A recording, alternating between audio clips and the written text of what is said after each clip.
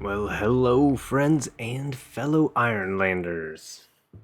I'm back at the table, and I'm ready to continue Jindel's story. I'm glad it's been a couple days since I did the last session because I've had a little bit of time to kind of ponder on. You can never think ahead too much in solo gaming because the dice really tell the story, but here we are. I'm just gonna get us started with a quick little recap going through, just because I really like these images. It really tells the story. And yes, obviously I use AI to make these images, but they're way better than I could draw. Stick figures wouldn't tell a very good story. So, starting from the point in which Rodri, a kind of a snake, a weasel, if you will, that we found was within the resistance here. Once confronted, he sacrificed himself, hoping to take out some of the other resistance members, in which he failed, but that meant that we needed to vacate this area because he had been feeding information to our enemy, the Prime Chosen. So we undertook a journey to leave the abandoned mine in which we were held up in. We traveled far north in hopes to reach Stone Peak? Regardless, wherever we were headed didn't matter because we didn't actually end up making it there. It had fallen into such disrepair, it had actually fallen into the ocean. So we had to travel just a little bit further, and we made it there. We squeaked by getting to our destination before the end of the night, and that destination was a nice little settlement in a bog. Now, the leader, or in my mind, he's the leader. I think he's not necessarily chose to be leader, he just kind of happened upon it. Caldus, he actually originated from this settlement, so he knew it was close by, and he took us there, and he talked the leaders and the community itself into allowing us to kind of stay there temporarily. In exchange, we would fix up the shacks that they allowed us to stay in, and we settled in for the night. Now, while a few days gone by, Jindel and her two companions, Nakrid and Katsuro, were just, trying to make friends with the community, and they had found out that they were having trouble getting food. The hunters were having trouble finding game. Therefore, the supply of fresh meat was running low. So Jindel, being a hunter, of course, wanted to assist in any way she can and kind of build up a little bit of a bond with this community. And after a few days, she would bring back small amounts of food, and then she would have to expand her hunting area. And at one point, out on the edge of the bog, she happened across a hunter's camp. Now, this hunter had been taking lots of game from the bog area, which is why the other hunters were having trouble finding food. Now, this hunter, which in this picture is depicted as a male, but that was before we found out that it was actually a female. So Jindel, using her companions as a distraction, was able to subdue and capture the hunter and took her back to the settlement, in which she was questioned. Now, the reason we knew she was working with the enemy was just because Jindel saw the insignia of the god Faerun on the tent. At the time, I said that it was the actual insignia of the Prime Chosen, but since then I've just kind of come to the conclusion that it was just kind of the image you actually see here in the background there on that tapestry. Does pinging work? No, it doesn't in the images. Okay. Regardless, we took her back, we questioned her. We come to find out she didn't know the Prime Chosen. She thought she was just working for the Church of Faerun, and she is a very talented kind of beast hunter, beast handler kind of thing. And she was brought in from the main continent because we were on a small island of Shroudhorn.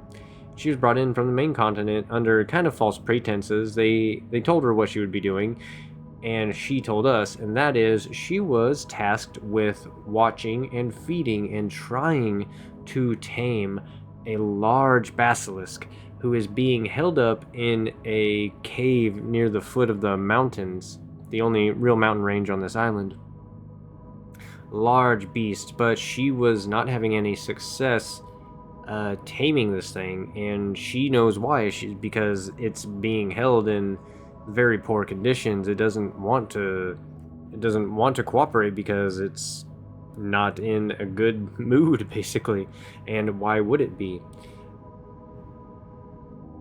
After finding all that out, we kind of talked her into more or less joining our cause. She's not joining us because she cares about the missing people. She's joining us because she cares about the basilisk, and she wants to basically set the basilisk free. She doesn't, being an animal lover, she doesn't want to see it caged up in such a manner. And also, somewhere along the lines, we found out, I think we found out on the meta side, none of the characters actually know this, but the Prime Chosen is planning on using the basilisk in some like public display to incite fear for whatever nefarious reason they're doing. Basically, we really don't know anything about the Prime Chosen at this point.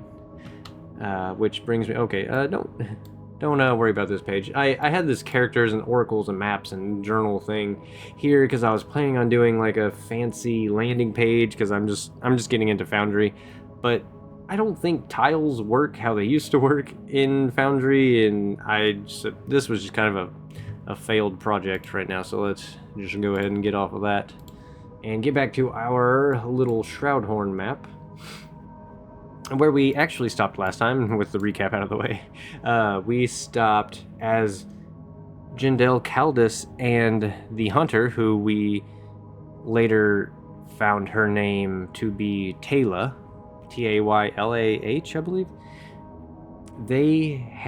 So Taylah was employed by the Prime Chosen, so she was told if she had any problems or anything, if she needed to contact anybody, to go to the head of the church here in Greyhaven, in which we did that, and she was basically asking to speak with some of the higher-ups in the Prime Chosen. So the head priest guy was like, okay, fine, just stay here, come back tomorrow, and I will give you your answer, kind of thing. So at the end of that day, when he left the church, we tailed him to hopefully try to find the headquarters of the Prime Chosen, in which we were almost successful. We followed him all the way south, down here into the Drowned Remnants, but somehow we kind of like lost track of him. There's a lot of ruined buildings kind of like clustered together in a smaller area. Maybe this was some type of like small little village of back in the ancient times before the Ironlanders even came to this island, or to this continent itself. Regardless, we lost him, and being short on time, it was either make camp out here in unfamiliar territory or travel back to town, in which the dice chose, actually, I left it up to the dice. The dice chose to make it back to town, rent a room, and be safe for the evening, essentially. And that is where I stopped. Having time to think about things, kind of in between then and now, I realized that, well, I actually had a lot of time to think about it. I kind of wish we had tried to camp out just in case there was, I don't know, I haven't done combat yet. If you've watched all the way to this video, you know that. I have not done any combat. I've realized when I tell stories, combat's really the least thing on my mind. Back when I played Pathfinder, it was like all your character's built for combat. You can build them differently, but the whole system, it really revolves around rolling your dice, seeing if you hit, armor class, that kind of thing.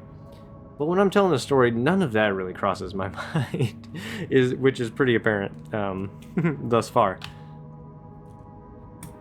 So let's find a starting point for Jindel in this session. I was thinking maybe Jindel wouldn't have gone into town to sleep in a tavern because she has Katsuro, a big, large cave lion, plus she has her backpack filled with a big old giant spider named Nacrid, and in our society and in classic some game types, you don't really think about pets being allowed in town, that kind of thing, especially exotic pets like that, especially not at a tavern, that kind of thing. But I'm going to go ahead and say that in this setting, because an animal companion, as far as character creation, is one of the bigger options. There's a lot of variety to choosing that. So that really leads me to believe that in this setting, people having animal companions and beast kind of companions is really not that uncommon. Sure, not every single person has one. You don't get handed one as you kind of go into life, but it is very common. Thus, I'm going to say when Jindal kind of checked in for the night, they went up to the innkeeper, they requested a room. The innkeeper's like, yes, of course, do you have any pets? And Jindal's like, yes, I have my buddy Katsuro and Nacrid here. And he's like, well, it will be an additional fee, and they are not allowed inside the establishment or up in the rooms. They are to be around back. There is a pen with some stalls. There's feed, comfy beds. They will be required to stay there. Is that fine? And Jindal says, yes, of course. I'm sure she's gone through this type of thing before. And she takes Katsuro and Nacrid over there, and she kind of settles them in for the night. She takes her backpack off, sets it on the ground. She loves on them for a little while, gives them a nice little snack out of her ration. Speaking of, let's bring up that character sheet. Let's actually do some Ironsworn related things, and let's knock her down a supply. She's gonna feed her companions, and then after she's done with that, she's gonna go inside, probably have a bite to eat herself, maybe pay for it out of her pocket, which I'm not gonna dock her. So I'll kind of factor that into the supply we took out. One thing I really love about Ironsworn, and this is probably more of a solo game thing, but again, I'm coming from like Pathfinder and stuff like that, where you're keeping track of every single gold coin in your pocket, and you even break that down into silver and copper. But I really like that that's not really a thing, because again, that's one of those things that I just really glossed over. Like, okay, you got 1,000 gold from this chest, great. You can go buy a couple potions. I like that that's just kind of like waved. It's in the back of the mind. It's part of your story, but it doesn't have to like prevent you from doing things. Anyway, she gets that paid for, and she gets up to her room, and she settles in for the night after saying not farewell, but good evening to Caldus and Taylor, who each get their own individual rooms as well. And they go to sleep for the night, and they wake up in the morning. They all kind of like trickle down one at a time and sit at the table to convene and make a plan for today. And I'm thinking what's going to make the most sense is this priest is going to be expecting Taylor to come back at the church at some point today.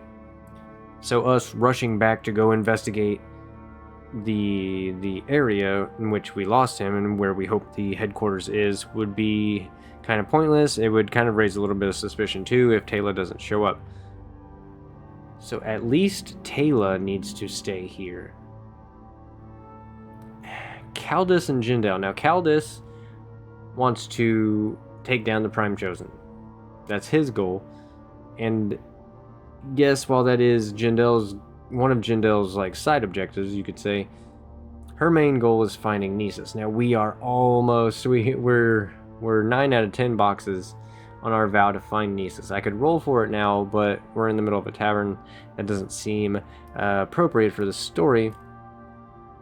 But I do think once we find our way inside, we're going to roll, and something is going to come of that. But, you know, okay, I'm kind of hitting a brick wall as far as what to do. But I'm thinking, since Taylor is set to meet again with the head priest there, and possibly, potentially, if she gets approved, she's going to go talk to the higher-ups, the leaders of the Prime Chosen. So I think that we should wait and see how that plays out. So they're discussing this at the breakfast table. Taylor's like, yeah, I'm gonna go there first thing, as soon as the church opens and the head priest gets there, and so we can just get that out of the way. Caldus is like, yes, I have nothing better to do. If you can get approved, then we can follow you into the headquarters, essentially. I'm trying not to beat around the bush, but I'm also not trying to just like hand myself this on a platter either. I see how I want it to go, but I want the dice to make the decision. We haven't even rolled the dice. It's been 15 minutes into the video. So they all agree on that. Jindal is reluctant, but she knows that this is the best plan. She's very eager. She's very antsy to go find Nisus. She wants to get in, which she's assuming because Taylor told us that Nisus is the one that hired her, so he is working with the Prime Chosen in some way, so he's got to be in the headquarters as well. So while they are all going, let's do one roll. Let's make a resupply roll. Now this is, it says when you hunt, forage, or scavenge, which we are not going to be doing. We're just going to kind of be browsing around some of the market stalls while we're waiting to hear back from Taylor and how the head priest guy, how that whole scenario goes. So let's just make a roll real quick. we haven't made a roll yet. My hand's getting itchy. So that is a plus wits, as Jindel's just kind of browsing the stalls. Maybe she sees something good she wants to pick up, maybe some food. That looks like, so a wits is a +2, and that is going to be a weak hit. Okay, on a weak hit, take up to 2 supply, but suffer 1 momentum for each. Ow, okay. So it's not as bad as a miss. And it says we can take up to 2 supplies, so maybe... Oh, okay. I don't think Jindel's going to, but I am not Jindel. Jindel is the dice, basically. So we're going to ask the dice in the form of a fate question. Does Jindel choose to trade any momentum for supply? Let's make that... We'll make it 50-50. Make it fun. 0-6, that is pretty much an extreme no. I'm gonna take that as an extreme no. So she's kind of browsing the stalls. The fruits are all overly ripe, if not rotten. The breads are stale. This town has probably seen better times. Now I'm gonna blame that on the Prime Chosen, because we know that they have their claws deep into politics and religion here in town. The government as well. Government, politics, same thing. So they're probably kind of like being drained of their... I think the Prime Chosen is like really trying to like weaken the people here on the island so that they become reliant upon the church. In which case that they would release the basilisk and really like incite fear in these people and basically break their will, kind of thing. I don't know. I'm reaching a little too far into the distance then. What I probably should be at this moment in the story. But okay, anyway, Jindel's browsing. She finds nothing of interest she really cares to buy. Which brings us to Taylor. Now, Taylor gets her answer, and she comes out to Caldus, and she tells the answer to Caldus. Caldus and Taylor walk back to meet up with Jindel, who is also walking back to meet up with them after she browsed the markets. Now, what was the priest's answer? We're just gonna roll. Should we roll 50-50? I don't think so. We really need this to happen. So I'm gonna say it's likely. Did Taylor get approval to go meet with the higher ups? Very likely, or not very likely, but likely. And 89 is a yes. I'm not sure. I know this isn't Mythic. I'm used to Mythic where there's an extreme yes and an extreme no kind of thing. It is a yes. It was a really high yes. So she did get approved. Now, she said the priest told me to meet him, or to meet the... He would not be able to take me there himself because he has matters to take care of at the church, but that a errand boy would take us there, and we are to meet him at the eastern gate at high noon. So they know it's probably approaching high noon by now. Probably not, honestly, but we're gonna fast forward to about high noon, in which everybody's in their place. Jindal has Katsuro by her side. Nakrid's tucked away safely in her backpack. Kaldis and Jindal are kind of like out in the trees away from the town, whereas Taylor is kind of just waiting by the front gate. And man walks up. They kind of, Jindal can see them nodding at each other, and the man begins to lead Taylor down the road. Let's get to our little map here, just for flavor's sake. So we're out at the east gate, and we're kind of hiding off in some trees, and they begin walking. Now we basically know the way, and we are able to tail them up into the point of the drowned remnants, about where we lost the head priest the night prior to this. Now we're gonna need to make some type of roll to be able to continue following them. I think Taylor would do some type of job, like to leave little breadcrumbs kind of thing for us to follow, but she knows that we are following her, and maybe we kind of devised a plan that if she were to go like down any secret passage or something, she would drop like a little scarf, something to signify that she had been there. I like that, and that is what she's going to do. So it's not going to be impossible for us to find them, but we are still going to need to make some type of roll. I don't know what would be most appropriate. Secure an advantage. You assess the situation, make preparations, or attempt to gain leverage. That's kind of what we're doing. We're not really gathering information because we're not talking to people. We're not facing danger because, I mean, we are kind of attempting something risky. Thinking we're going to go with secure an advantage here. And we're doing it with observation. Yes, expertise, insight, or observation. So it's going to be plus wits, which is a +2 for us. We're going to grab our dice here. So as we're kind of like tailing them, walking through. Oh yeah, that's going to be a strong hit. I got it rolled to a 6, but it was a 5. A 5 on the action die with a +2, making a total of 7 versus a 4 and a 2 on the challenge dice. Perfect. Okay, so on a strong hit, you gain advantage.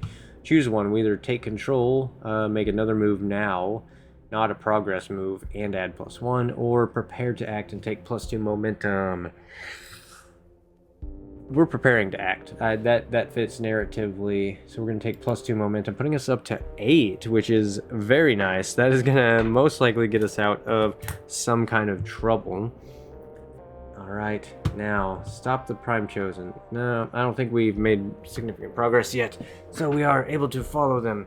And indeed, the man kind of goes down into, there's a small building that has been long collapsed, but underneath a little bit of the rubble there is a hatch door, and you can tell that it has been used quite a few times, and we can see from afar the man allows Taylor to go in first, and he kind of scans the horizon to see if anybody had followed them. Should I make a roll for that? I don't know.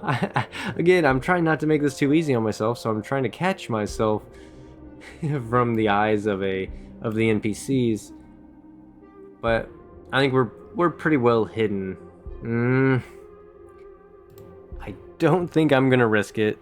I don't feel like I'm handing that to myself really either. But if we were to fail right now, I don't want to think of how that's gonna happen, because Taylor would be in their custody, and yeah, we're not even gonna talk about it because we're not doing it. So they go down this hatch. Now Kaldis and Jindal, they too are going to kind of like sneak their way over. Is there, let's do some fate questions. Is there, is there anybody on lookout? Is there like a guard or anything up top? How I'm seeing it is a no, there isn't, because they're kind of going for like discreet, like seclusion. How I'm picturing it is like their whole complex is kind of underground, and just from above it just looks like some old ruins, like no traffic, no guards. If there were guards posted, it would be suspicious kind of thing. So I'm thinking unlikely. Is there any guards up top? Small chance. I'll make it even smaller chance, but we'll leave it up to fate. Is there any guards kind of like overlooking this hatch? 92. Nope. Nope. Oh wait. Whoa, wait. That is a yes. Shit. Again, I get confused with the roll high, roll low. Damn. Okay, because it was 91 or greater, and we rolled 92. So yes, there is someone watching this, but it is not obvious. You know, they're not just like sitting in a guard booth right next to the hatch, like with their hand over their eyes looking across the horizon. There's somebody watching from afar, maybe like off in a tree stand, like nearby, just overwatching. They kind of like have some type of communication system. Maybe when the guy walked up, he gave some kind of whistle, and he got a whistle echoed back to him from somebody. Okay, did Jindal or Caldus realize, take note of this? I'm thinking, again, it's almost certain. I know I'd said that last time, and I was wrong. But almost certain, because they would have like noticed the guy whistle. Did they notice this little like signal cue? A 20 is a yes. They did. Okay. So they're kind of like conversating themselves. Well, what do we do? This is a wide open field. They have eyes on that hatch. Do you think this is the only hatch they have? I mean, I don't know, Caldus. This is our first time being here. And if they're that watchful, it makes sense though. This has to be their headquarters. There's no doubt about it. Okay. We're in a pickle again. I'm really bad at this, backing myself into corners. Jindal and Caldus crouch in the tree line opposite where they think that the eyes are watching this hatch. Nacrid is the only thing that's coming to mind right now. Nacrid is stealthy. Nacrid can basically... Okay, so we're aware of it. Maybe we can go take out the tree guy. I like that as well. So we are going to attempt... Maybe this might be our first combat encounter. Okay, so someone's watching over it. I'm not even thinking. I'm just gonna go ahead and say it. There's essentially just one guy, one scout, up in some like very camouflaged tree house on the edge of the wood line, overlooking this kind of field, because there's no other trees. I'm seeing like a big, large area of just where the ruins are. Maybe some tall grass. That's about it. Tall grass and dilapidated buildings. No trees to block line of sight until you hit the tree line. So Jindal and Caldus, along with Katsuro and Nacrid, are going to take the long way around. So it's going to take a bit of time for them to safely and stealthily travel along the very outer side of the... Here, let's, just for visual effects for myself also, basically where they're standing. So there's kind of a tree line over here, and I'm thinking there's a scout in the tree line over here, and somewhere in the middle is where the hatch is. Maybe somewhere in this hex. Again, none of this is to scale by any means. It's just super rough visual. So they take their time, and at this point it's about mid-afternoon. So time is already counting down for us before nighttime, in which the undead will rise. And they make their way to the spot where they know they heard the whistle come from. After a bit of searching and being very quiet, Jindal's pretty sure she sees where it is. And she's kind of communicating with Caldus. Actually, I mean, she is communicating with Caldus in one way, but I'm wondering, should we send Nacrid, our spider? But, I don't know. Katsuro also with us. I think we're just going to attempt to sneak up, and then if we are successful in our stealth, we're going to do a face danger. And if we are successful, we're going to be able to get up to the tree stand at least, and Jindal is going to take a shot. Now, Jindal's never killed anybody that we know of. She's lived a really quiet life, so just like drawing an arrow back and aiming it at this man or woman, at this guard, would that even be something she would do? She's here just to find Nisus, but is she ready to kill for that? Let's ask the fate chart. I'm gonna leave it 50-50. Is Jindal ready to kill for this mission? 19 is a no. She's not. Okay, I kind of like that. Again, I'm kind of backing myself into corners here. Everything I think I'm gonna do, I try to throw logic at, and I shouldn't throw logic at games like this, but that's just the way my mind works, and that's the way my stories are gonna work. So Jindal doesn't want to just like fire a shot off from here. We're gonna have to find a way to non-lethally take this man out. And how could we do that? He's in a tree stand. Is there a way we can knock the tree stand down? Maybe. I like that. Okay, we're gonna try to find a way to knock this tree stand down. What can we do?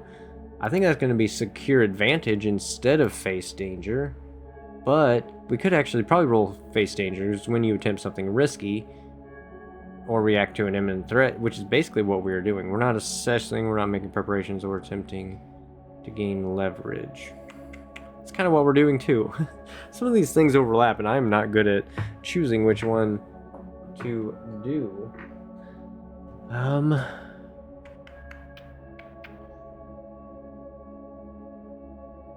think we're gonna face danger, because this is gonna be dangerous. So I'm just gonna call it that. We're gonna face danger. I'm gonna roll. We're gonna roll our challenge dice and our action dice. And what we are doing is expertise or observation. I think it's gonna be plus wits again.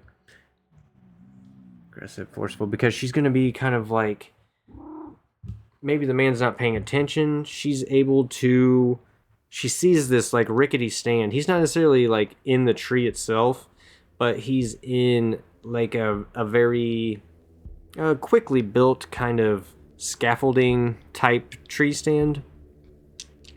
So she thinks if she can run up and like drop kick one of these, she's probably going to talk to Caldus, and they both agree they're going to run up and like drop kick one of the four legs, and that should be enough to kind of collapse this whole little tree stand. I like it. Okay, that's what we're gonna do. So they are going to go with face danger with expertise. Yeah, forceful, defense, strength, or endurance. Well, that's probably actually strength, huh? Which sucks because our strength sucks. And if they fail, what's going to happen? Ooh, I don't know. It'll probably just come down to a combat. If they succeeded this, he will basically be rendered unconscious, kind of, or taken out. If not, then it's going to start a fight. And unfortunately, I think, with the way I described it, it's going to be plus iron. Oh, that's a miss. Of course it is. even if I rolled with plus heart, that would have been a miss. Well, we could burn our momentum now and ensure that we knock this guy out, and that would get us inside the headquarters at least. Or we can save our momentum and get into our first combat. Yeah, I think that's what we're going to do, but we're going to outnumber this guy, so it's going to be real easy. Okay. We're going to take the miss. On a miss, you fail, your progress is undermined, and dramatic cost of turns minutes. And pay the price is very apparent. It's just, we're going to run up. Maybe Caldus wasn't fully aware of the plan. Maybe we should have talked about it a little longer. They go to kick like two different legs. Neither of them end up buckling. and it just like shakes the tree stand of this guy up top, and he just looks down. What's going on now? What? Who are you? And he pulls. He's got to have a bow. So he's gonna draw back his bow, and we're going to go into combat. I've never done combat in Ironsworn, so this is going to be something. It's gonna be really something. So let's get. I know enter the fray is how we start out. So you enter into combat. That's what we're gonna do. Set the rank of each of your foes. We're only gonna have one foe, and since we have Katsuro, Jindel, and Kaldis, I'm not gonna count Nakrid as a combatant because Nakrid's more of our spy. I'm not gonna use him in combat really ever, but Katsuro is actually. Oh, and I'm glad I brought that up. When you enter fray or strike by sending your cat to attack... Well, I guess we didn't do that, so that doesn't apply right here. Regardless, let's do our enter fray. And then... Okay, then roll to determine who is in control. If you are facing danger, roll blah, blah, blah, blah, blah. Okay. So if you are facing off against your foe, roll plus heart. If you are moving into position against an unaware foe, nope. If you are ambushed, roll plus wits. I mean, we're not necessarily ambushed, but he kind of does have the drop on us. He has the height, and we are kind of caught unaware. Jindel doesn't necessarily have her bow out when she ran up to try to kick this thing down. So we're going to roll plus wits to see on our interfray. Ooh, terrible. That is a... that's a miss with a match.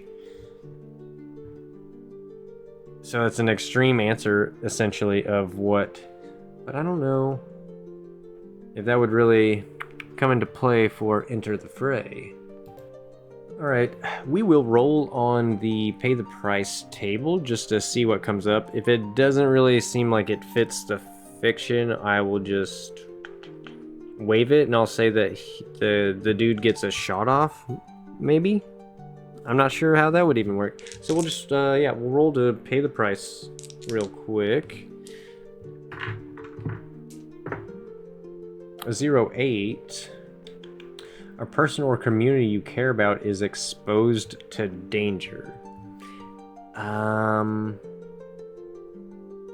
Okay, I think... Okay, I didn't understand that at first, but I do now.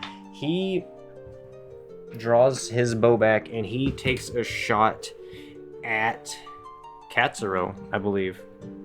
Because Katsuro didn't run up, so he's not directly underneath him. It's an easier shot for him to take on Katsuro, who is kind of like a little bit further back than we are. Okay, that sucks. So he shoots at... Whoops, I don't know what that... I didn't mean to do that. So he shoots at... How does that work? When an enemy... I guess that would be endure harm? Does he just automatically hit kind of thing? Alright, without diving too far into it, I'm just assuming they just kind of automatically hit if you're explaining it in the fiction. But there is a companion endure harm roll, so we are going to roll that. As he kind of fires an arrow at Katsuro. Come on.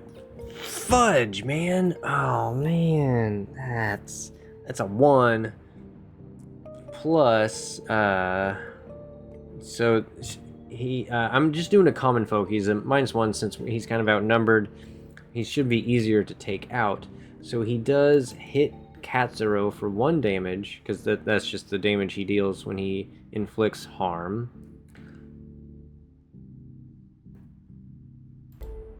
So we also lose 1 momentum. Golly, that sucks. Okay, so the dude fires an arrow. It hits Katsuro. Katsuro takes 1 damage as the arrow kind of like lands in his paw. Aw, poor Katsuro. Yeah, this is already terrible. I hate this. I hate combat. I'm never doing it again. Alright.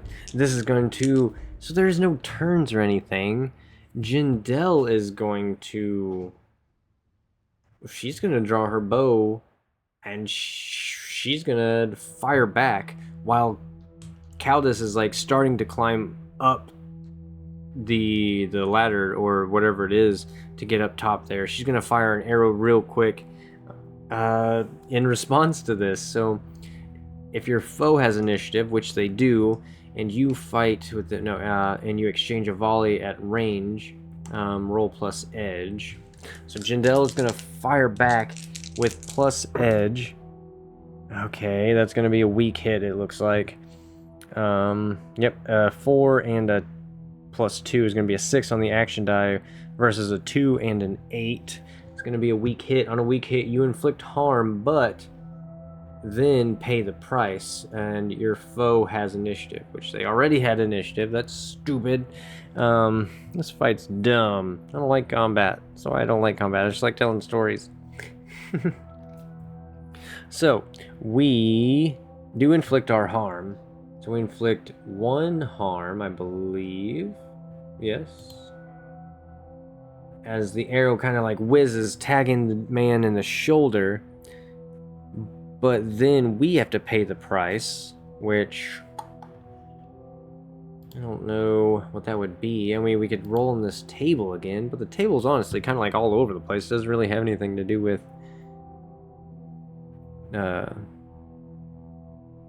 I think I'll choose one, and that is going to be stress. I think she's going to lose 1 spirit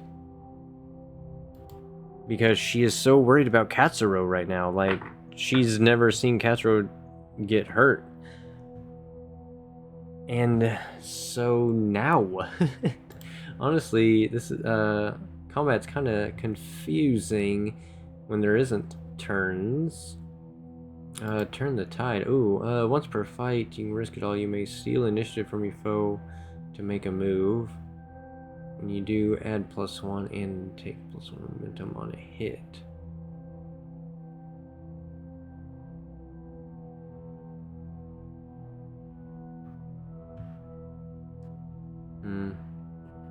I don't feel like it's a turn the tide kind of thing. Alright, I'm really just winging this because there's not really any structure to this. So I said that Caldus is going to climb the ladder to get up there. I'm going to take that as a secure advantage roll of him climbing up. Now again, I'm going to use my stats, even though this is Caldus doing the actions. We're kind of just fighting together, and our stats kind of dictate the situation. Boom, boom. That is going to be... Now, him climbing up there would have been speed or agility, I think. Which would be plus edge, which is only a +2, giving us a 7, which is another miss. Man, the dice do not want me to do anything. They're telling me I shouldn't have done combat, I think is what happened. So that was a miss. On a miss, you fail... Oh, wait, we were doing... Secure an advantage, yeah, that makes sense. On a miss, you fail, or your assumptions betray you. Pay the price. They really want us to roll on that pay the price table. Fine, we'll roll on the stupid pay the price table. Just kidding, it's not stupid. I do like this mechanic. 15. You're separated from something or someone. Okay, that makes sense. So I'm thinking, even though we got a miss on the roll, Caldus did climb up there, but now it's him versus the guy. So Jindal can't really fire a shot off because they're, they're kind of like, Caldus got up there and they're kind of like grappling each other, going back and forth.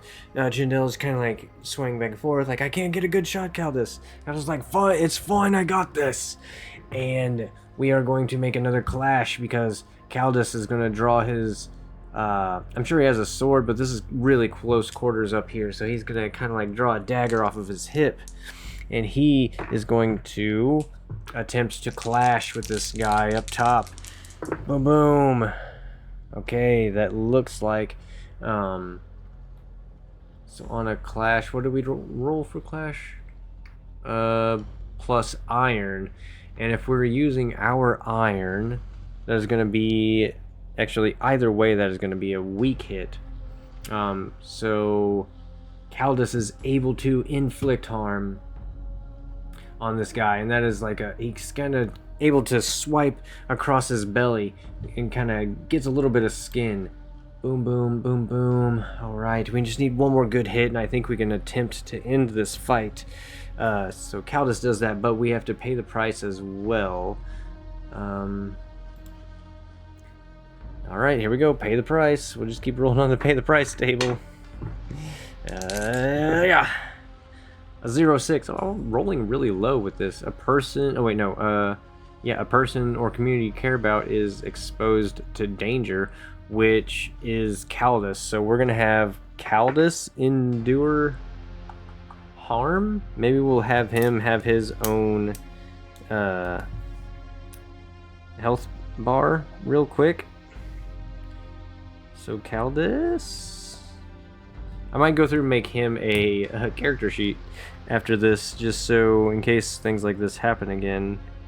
So we're gonna say he has 5 health right now, and he's gonna have to endure harm. Whoops, don't mind that.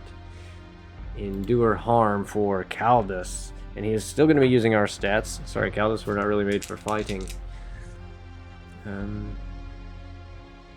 If your health is wait. So he takes the 1 damage, because this guy doesn't really hurt too bad, so that is down to a 4. Raise appropriate, so momentum, remaining health, and then roll plus health or plus iron, which is going to be, health is definitely higher.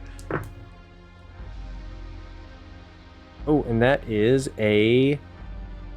finally a strong hit. That's the first strong hit of this session. He can shake it off. If your health is greater than 0, you can suffer 1 momentum in exchange for plus 1 health. I don't want to waste my momentum. Sorry, Caldus. So he's going to take that, but we're going to put us back up to 1. So he's able to kind of like deal with the pain.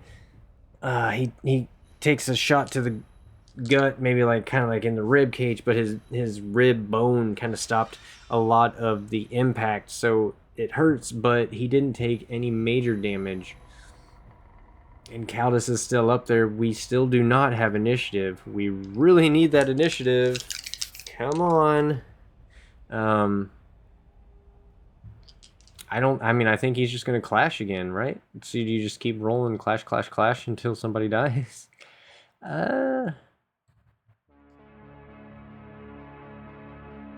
Yes. I think that's what we're gonna do right now. We're gonna clash again. Caldus and this man up in the tree. Ooh, now that's a strong hit. Finally, even without adding it up, that's a strong hit. So clash on a strong hit, we gain the initiative, and then we get to choose 1. We can we'll do another harm, I think, because our momentum's not too bad right now. We're gonna inflict that 1 more harm. Boom. Perfect, and we have the initiative, which means we get to end the fight. So, when you make a move to take decisive action and score a strong hit, you may resolve... yeah, and score a strong hit. That's what we did, right? You may resolve the outcome of this fight. If you do, roll the challenge dice and compare to the progress move. Momentum is ignored on this roll. Hi, Lala. Hey, baby, I was almost done. Yeah.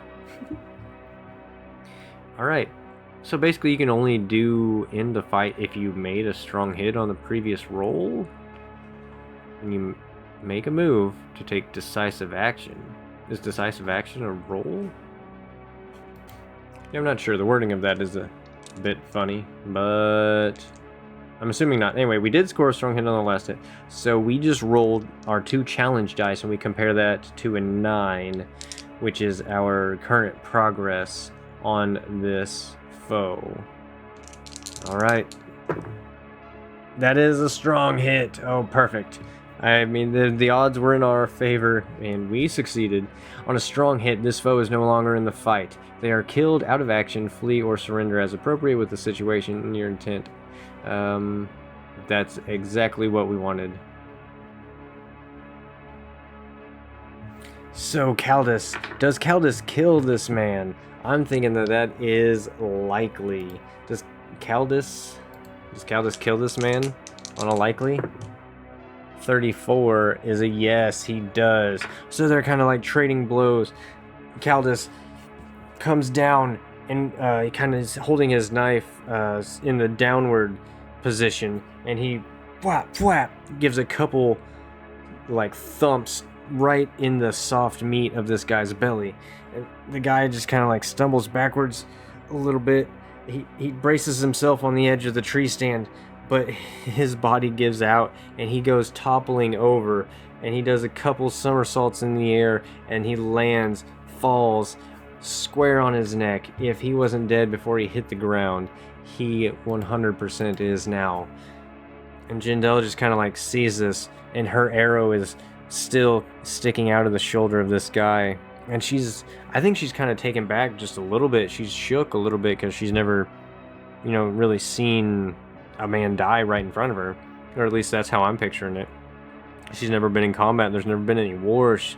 There's maybe she saw a few undead be killed over the span of her life, because the nighttime is such a dangerous place.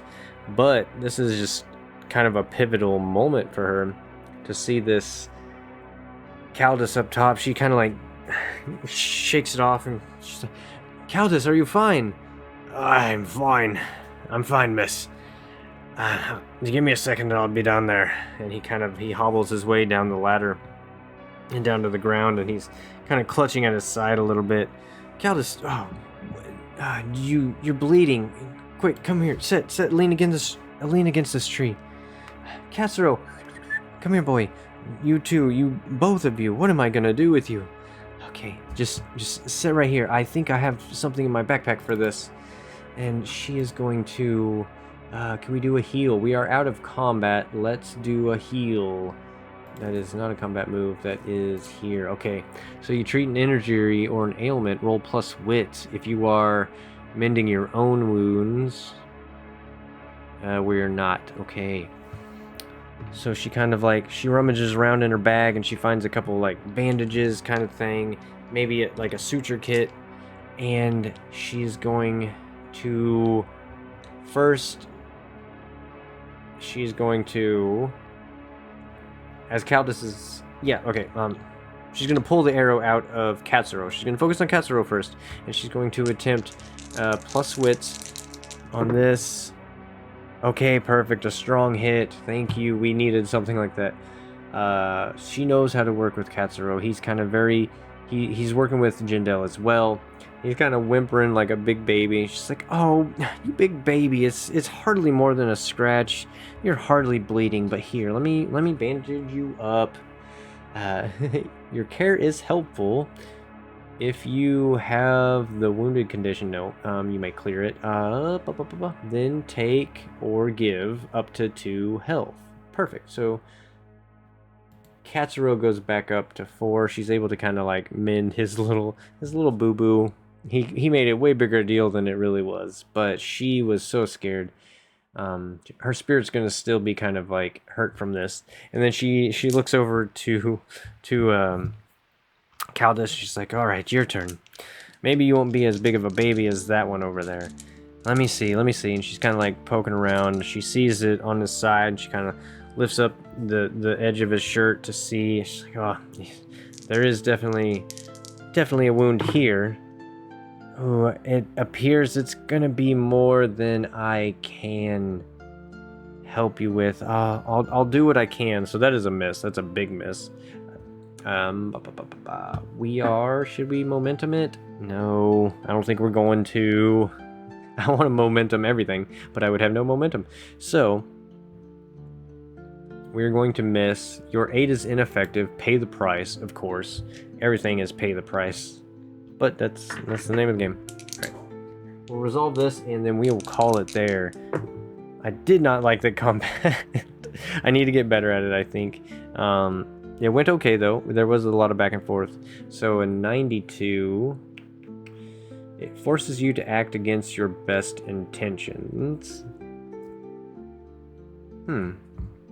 Something about trying to heal his wounds but not being able to forces Jindel to act against her best intentions. I don't know what to do with that, so we are not going to worry about that. And that is where we are going to call it for today's session. We got to test out a little bit of combat. Again, not sure if I really liked it, but I will work with it more in the future. And now that this man is taken out of the way, essentially we can go over to that hatch and we can get down into the headquarters. Hopefully find Nisa's next time. Hopefully put an end to all of this. This kind of like tutorial island that I was hoping this would be. But we'll find out next time. Thank you guys for sticking with me if you did. And I will catch you next time I'm at the table. Later, y'all.